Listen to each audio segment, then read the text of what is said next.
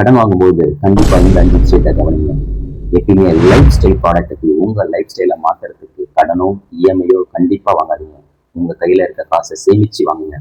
ரெண்டாவது, கடன் வாங்கும்போது அது அதிக வட்டியா குறைஞ்ச வட்டியான்னு கவனிச்சு வாங்குங்க. எப்பயுமே லோ இன்ட்ரெஸ்ட் இருக்க கடனை மட்டும் வாங்குங்க.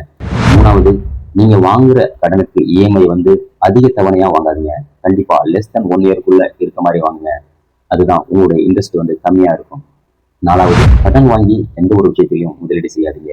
உங்க கையில இருக்க சேமிப்பை மட்டுமே முதலீடு செய்யுங்க. 5, நீங்க வாங்குற கடனுக்கு கண்டிப்பா இன்சூரன்ஸ் செஞ்சிருக்கீங்கன்னு பாத்துங்க. ஏன்னா இன்சூரன்ஸ் தான் உங்களை காப்பாற்றும். நீங்க இல்லைனாலும் உங்க கடனை உங்க இன்சூரன்ஸ் அடிச்சிடும், இல்லைன்னா உங்க ஃபேமிலி தான் பாதிக்கப்படும். கடன் வாங்குறது வாழ்க்கையில ரொம்ப தப்பு. அப்படி வாங்கக்கூடிய சூழ்நிலை வந்தா இந்த 5 விஷயத்தையும் கவனிச்சுட்டு அந்த கடனை வாங்குங்க.